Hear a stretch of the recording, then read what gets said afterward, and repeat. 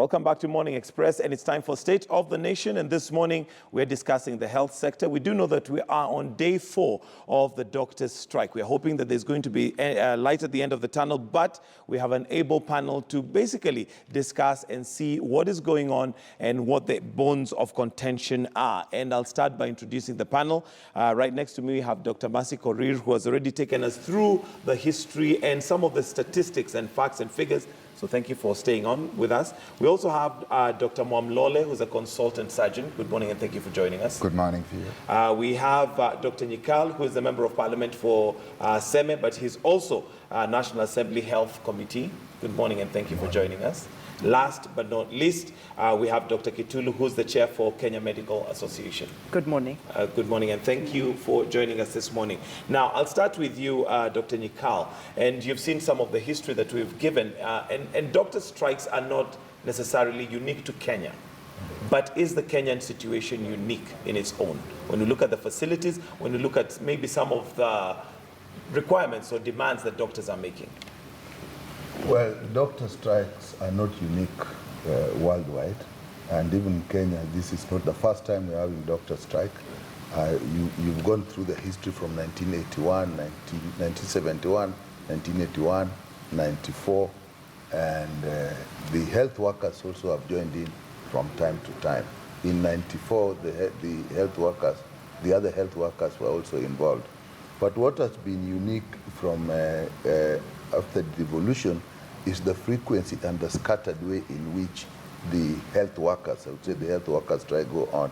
There's a strike in one county, strike in another county, strike in another county, and that is unique.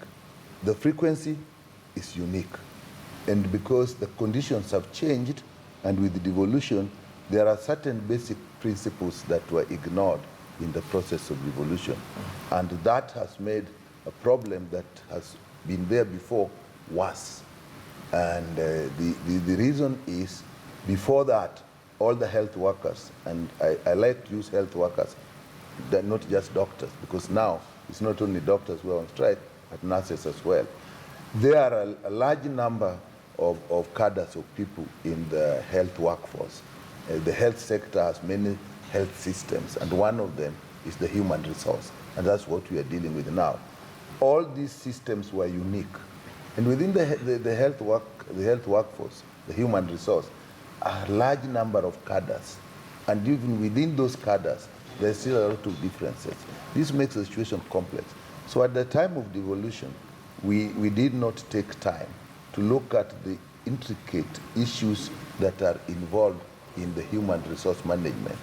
Salary is just one. The terms of employment is another. The terms of service are another. The retirement arrangement are another.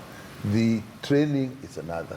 The progression in the profession is another.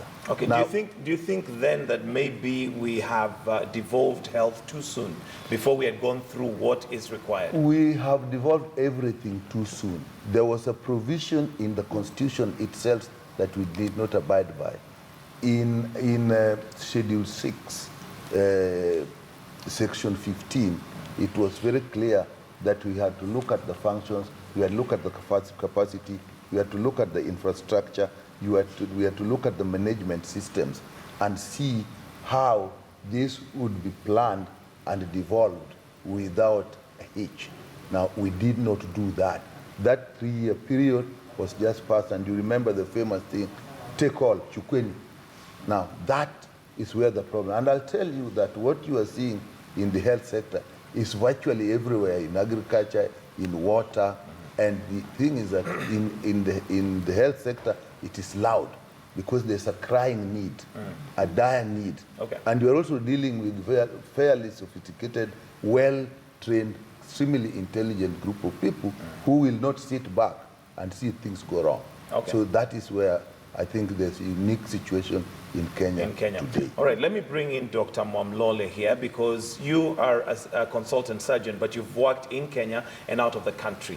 And maybe what is glaringly different between what doctors have to have here in Kenya and maybe what the conditions are elsewhere? Thank you very much. Firstly, I would like to agree, can't agree more with what Dr. Nikala has put forward. The doctors' welfare has been of concern for a very, very long time. They've had a very, very difficult time over the years. And these cries were there all these years, but they were not getting the right attention. Either they were clamped down heavily or something, as we've been told in the earlier presentation. Now, after the 2010 Constitution, promulgation of 2010 Constitution, and the formation of the KMPDU, the union, it became, now the voices could be heard and could be articulated, and the grievances that were there from historical time, from the times when the medical fraternity started having the coming together in this post-independence time. But now they could be articulated, and because they were protected by the Constitution.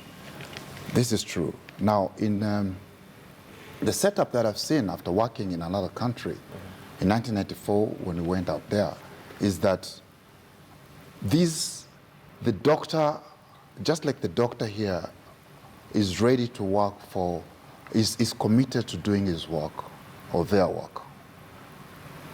They just need their basic needs sorted out. And nobody can function easily without the basic needs in order. Yeah, and these are clearly stipulated. And this stipulation that has been put forward in the CBA is exactly what was there over the years, the welfare of the doctors. You see, I like to put it clear here. Kenya has made tremendous advancements in the infrastructural developments. And this is great, and it's commendable and laudable. The government has achieved infrastructure development, the standard gauge train, the Lapset corridor, facilities in hospitals being put now and all that. But what is been forgotten is the welfare of the personnel. You know, you cannot advance the facilities without considering the personnel. So there is that discrepancy, and that is causing the problem now. This is the situation. In the other countries, when those are sorted out, you find the doctors focus. I would like to see a situation where doctors would focus on their work and not have to go out and do locums, and this is what they're sorting out. And let's be clear here. The improvement of the health of the people, of the nation, this CBA will actually go a long way to doing that. And it's one nation. Vision 2030 will be achieved. Because this is it. It's a question of everybody of us is involved. And it's like we cannot say it's the doctor's needs. It's the health is for the whole nation. It's for the whole nation. Yeah. All right, Dr. Kitulu, let me bring you in here. And is it just about salaries that we're talking about here? Is it just doctors' remuneration that is the issue? Now, clearly there is a lot more than remuneration. That is one of the issues and has been very ably articulated by Dr. Mwamlole. There are the working conditions. There is the whole infrastructure, really. There is a lot more than just remuneration. And what we really in terms of addressing the issues of the welfare of the doctor, there is the Kenya Medical Association, which is the umbrella body that brings doctors and dentists countrywide. But there is the union as of after the Constitution 2010 that was established. And the union therefore deals with the labor issues and has strongly dealt on matters labor. Now, in the working environment, remuneration is just one thing. But there is the environment in which the doctors work. There is the infrastructure, there is the hospital, there is the medical supplies, there is the training needs of those particular doctors to be able to offer even better services to the public. So when you look at it, it's a whole structure. It is not, and nothing is independent of the other. When you look at how health is budgeted for, all those things will be incorporated. The health workers will not work in isolation. A well-paid health worker in a hospital that does not have basic facilities, does not have gloves, does not have the medication, cannot do his job. So the conditions that have been articulated in all these strikes from, right back from 1971 have included a lot more than remuneration. The working environment being very key. That for the doctors to be able to deliver the services they require to deliver, and all health workers, really, the environment has to be right. Okay. Which goes back to then, again, the onus is on the government to provide that environment in which the health workers are just tools to enable delivery of those services. All right, we'll come to the CBA shortly, but Dr. Corey, let me bring you in here. And the question here being, what are the main bones of contention when it comes to the health sector? Because we've gone round and we've said, yes, there is remuneration, there is the facilities, it's a whole, but all of them cannot be done at the same time for obvious reasons. They need to be done gradually. So what are we saying here? What is lacking? What is it that is making doctors say, okay, we'll not go back to work unless these are met? One of the good outcomes of the 2011 strike was what we call the Musimi Task Force report.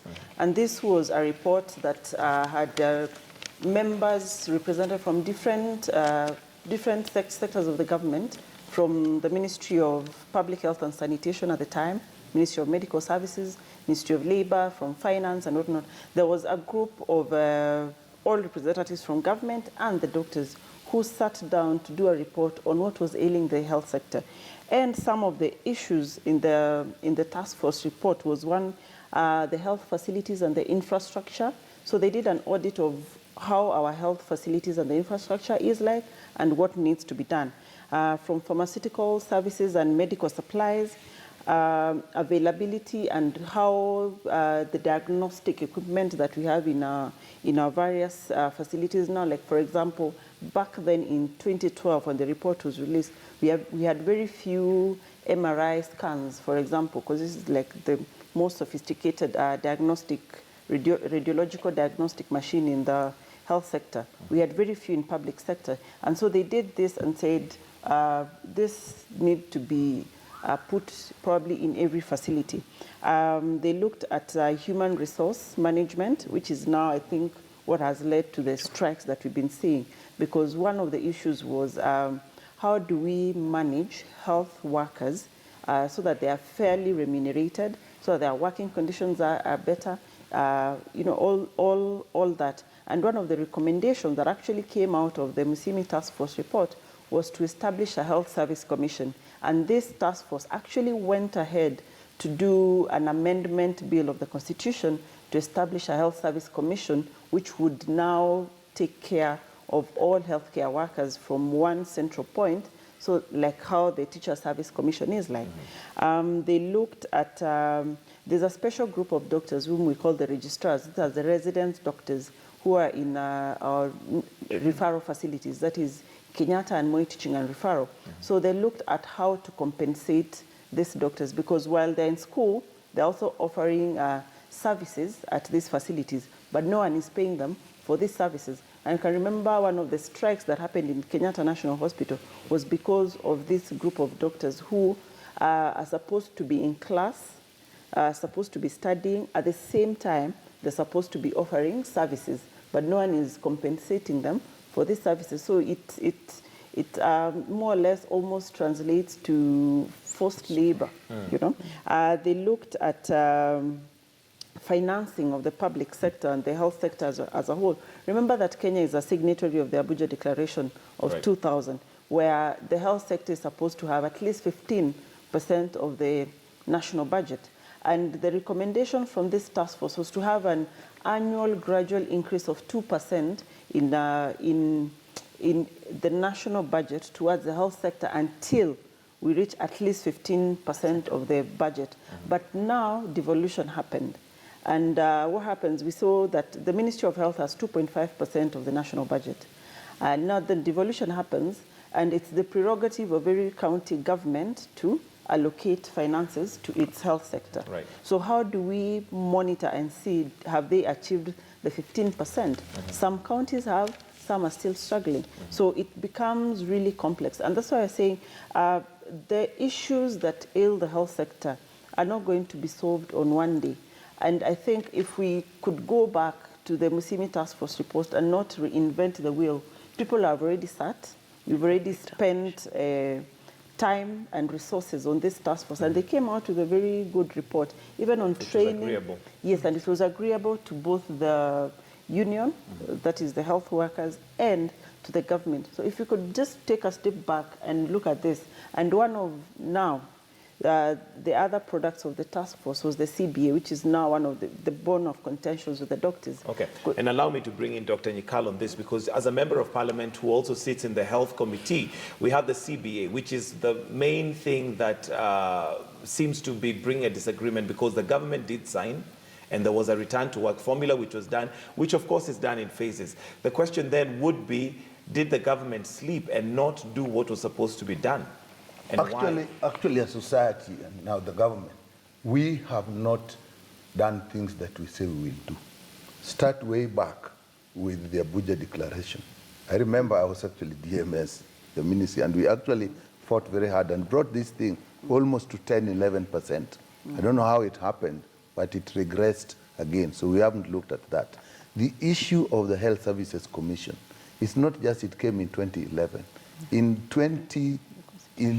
Before the Constitution, the first Constitution that failed at the referendum, I myself with the team actually worked and put the Health Services Commission in the Constitution. It was then dropped when we came with the Constitution, the 2010 version, when we went to the referendum. And I wasn't there, but I'm told that at Naivasha it was said that this thing can be later on looked at administratively. Up to now, we have not looked at it, and it is key. The Health Services Commission is key in what is going on now. One body that will look at the terms and conditions and all these related issues, then that we needed it. We have even tried it to put it in the health bill that is still in Parliament. Again, we can see some opposition to it. We're going to fight for that one. Then you come to the CBA. The CBA was signed in 2013, and it was not only one CBA. One was signed with the doctors, and one was signed with the nurses. 2013 up to now. Today we are waking up, there's a strike, and we have not done anything. So the question is, what went wrong? I mean, what goes wrong is that when things change, I think politics seems to have taken over and overwhelmed technical teams, so that political imperatives seem to override. That is why you don't have a continuity. You start with the budget declaration, you start to increase the money, there is change in the regime, things go back, you agree that you are going to put, everybody agrees there's a Health Services Commission, you go to Naivasha, I'm told, I say, okay, we look at it administratively, we come and try and put in the health bill, we go back and we then sign a CBA, we don't look at it. So that, the only way you can get things followed up is have a system of technical people agreeing, following up on what has politically been agreed on. And if we don't do that, and that's what I was saying, what we need now, we have two issues in our hands. We have a crisis going on that needs to be resolved immediately. Immediately, yes. Then two, we have to then go back and look at what in the system do we need to do. And let me say what we need to do about the strike now. One, the government has to acknowledge that it has acted on CBA of 2013 and now convince the doctors deeply inside that they will now act on what is agreed on now and look at the CBS again. Two, where we have reached, you cannot bring physical, legal, or administrative threats to people who are on strike. There has to be goodwill on either side. Three, you have to agree that what is agreed on now will be financed. Four, we have to agree that what is agreed on now will be implemented both by the national government, who are in charge of the referral facilities, and the county governments that are in charge of the rest of the health system. Again, there is a bit of dichotomy between the national government and the county government. And I want to say this overall. There is absolutely no need for this country, for the national government and the county governments to have an adversarial relationship. We are serving the same community. When there is a problem, we sit down. Supremacy, ego wars of we are this, we are that, cannot now operate. If we can sit down quickly and resolve that, then we must go back and look at when we are devolving this, we have devolved it. That is now a fact. It is unchangeable. It is in the Constitution. But administratively, going by, we came with the TA.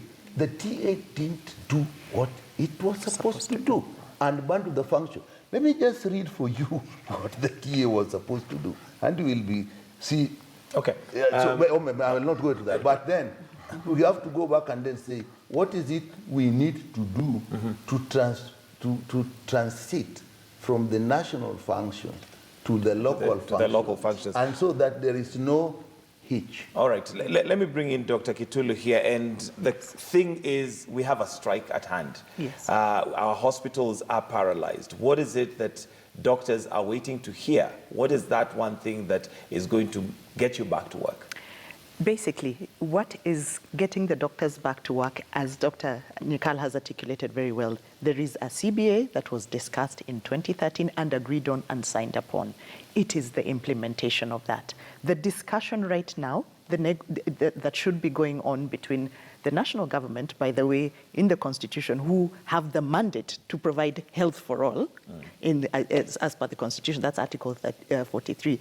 That is the mandate of the government. What they should be doing right now is actually engaging with the union in terms of discussing how to implement that CBA that's in front of them.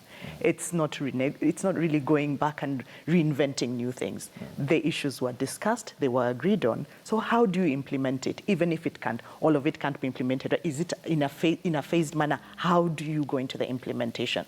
This is an issue that I think has occurred in very many sectors, that we have beautiful documents, well researched, well agreed on, but the implementation does not take place. And I think that is the greatest grievance the doctors hold right now. And what do you think is causing that lack of implementation? Because if it's a document, and this is what possibly many Kenyans are wondering, if it's a document that has been agreed upon, it has been signed off by both parties, why not? Why not implement? Why is it not being implemented? Again, goes back to that dichotomy that has arisen. There is a central government, and there is a county government. So there again now the issues arise. I think, as Dr. Mercy Korir mentioned, some counties have gone extremely well and have, in terms of even what's on the CBA, are working with that, and others are not. So where is the prioritization? Who decides what in terms of the way forward? And that goes back then again, if you're saying that if we devolve the functions, that policy will be at the national government, then if you set the policy, then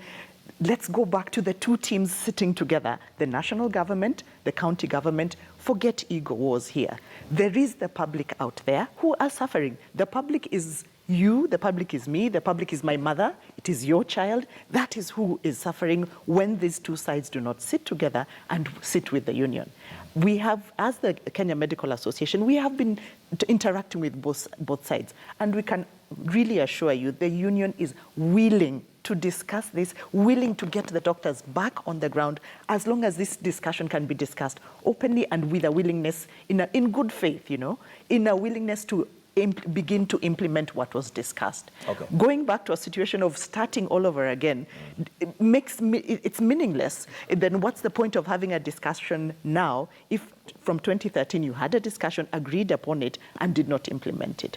So really what we are calling for, and what really should get people back to work, is beginning to implement what was there. All right. Dr. Korir, I've also noticed that we've seen, given yesterday's talks collapsing, there could be another level, again, of strike, and this is to do with the private hospitals. What does that mean to us as Kenyans? I think, one, it means the resolve of the doctors, let me say the healthcare workers this time around, is to get a lasting solution to the problems. And you said the problem is not the healthcare workers, the problem is our system.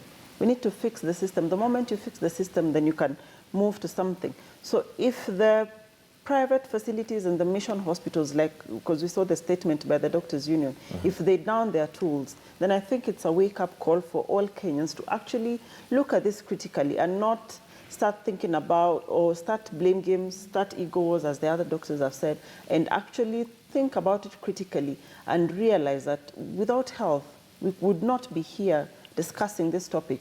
Without health, where will our economy be? Without health, will not move as a country, will not function. So I think that would mean it's really a wake-up call if people have not yet seen it, and it probably will be a rallying call by the doctors to the public to support this so that we get a lasting solution to the problem. As Dr. Nyikala said, the frequency of the strikes has been too many, and no one is happy. As a doctor, I'm not happy to abandon people at the hospital because, you know, there's an issue, but you'll only be pushed to do that if actually there's a problem. So it's not just that the doctors, you know, want to just fatten their wallets. I don't know, it's all about the doctors. But as Kenyans, we need to look at it critically and think about it. What is it that these doctors, what is it that these nurses and the clinical officers are really calling out for?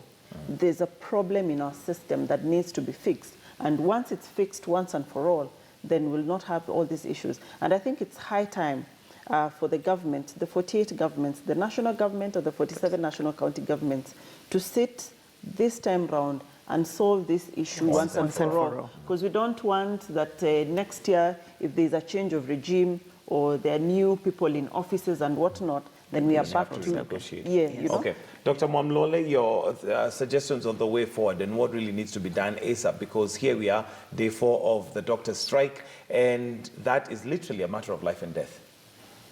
Absolutely, and I like to bring one thing here, which is very crucial in the discussion that is going on. And I've seen it in other countries. I don't know why we don't want to keep that. And that's how they move. Trust. How can you sign a document, 2013, that's agreed upon by both? In fact, with discussion started 2011, and then sign it 2013, and then thereafter, you don't want to engage with the people that you signed with.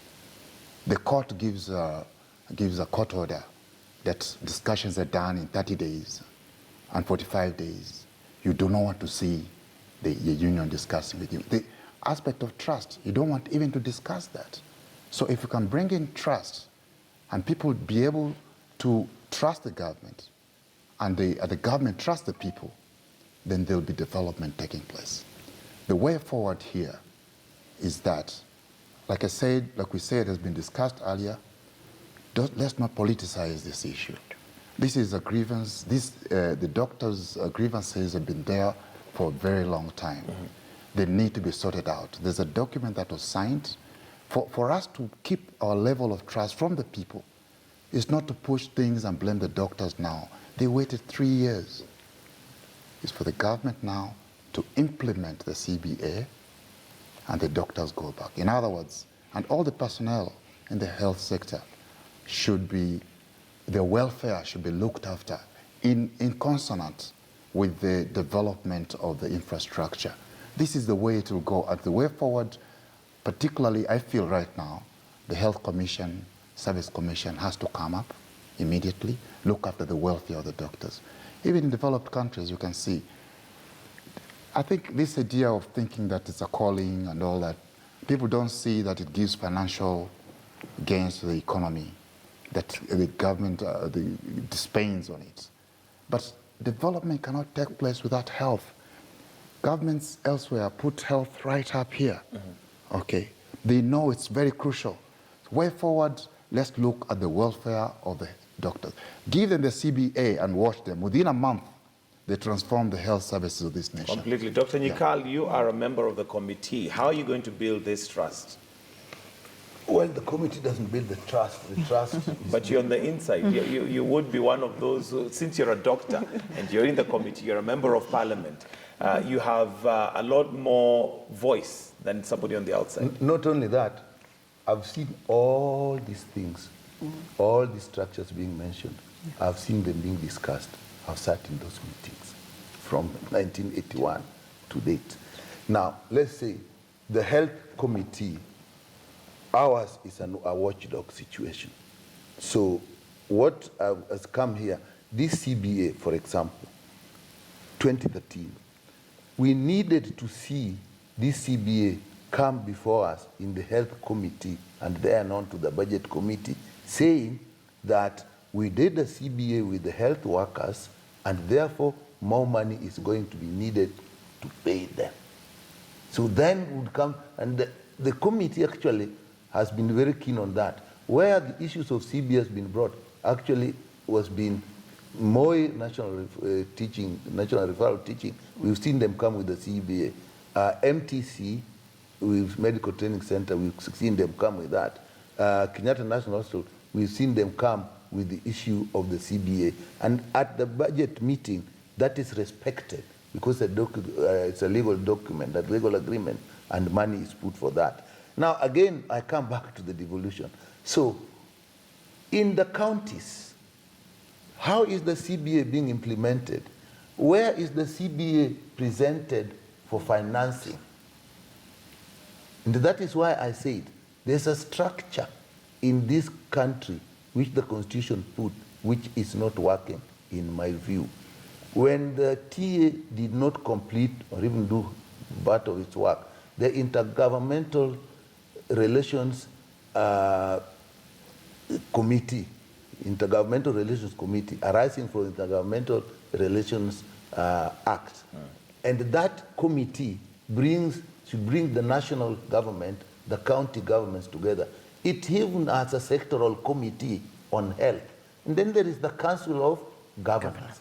So if these people sat down today, the first thing they do is took the CBAs and agree, because they're all sitting there, the national government will see how it funds its component of the CBA, and the county government will immediately see this CBA, how does it affect our budget, and put the money there, and immediately agree and assure the health workers that we will abide by this. And then stop any threats. Don't tell people we'll arrest you. Don't tell people we'll beat you up with the police. It won't work. And another thing, when this is over, you come almost certain that a number of doctors will have left the country. The ones that are on the street, there are some that are looking for visas and looking for jobs there. We can't, as a country, keep training health workers for other countries because we can't manage. Now, if we sit down, if that team sits down and looks at the CBA immediately and implements it, I think this strike will be over. The leadership is here. So that will be, and there are people we can talk to. KMA and KMPDU can always talk together.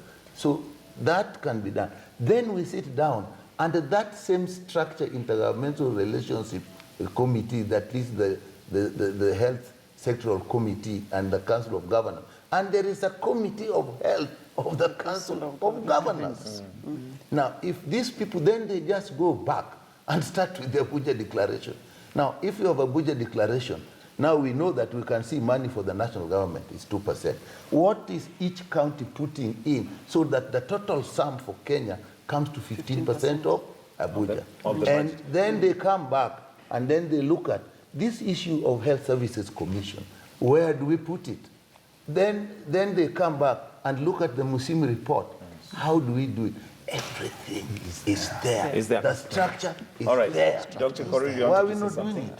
No, I just wanted to ask Dr. Nyikal, now that the Musimi Task Force report recommended the Health Service Commission and actually went ahead to do an amendment bill for the Constitution, how possible is it to have an amendment in the Constitution to have a Health Service Commission so that it caters for all the healthcare workers from the National Assembly and being in the committee? Okay, the amendment of the Constitution will be a long process. And we've looked at this, and we've discussed this with her, we've discussed it with Dr. Luga, we've discussed it with Panyako as a part of the Health Committee.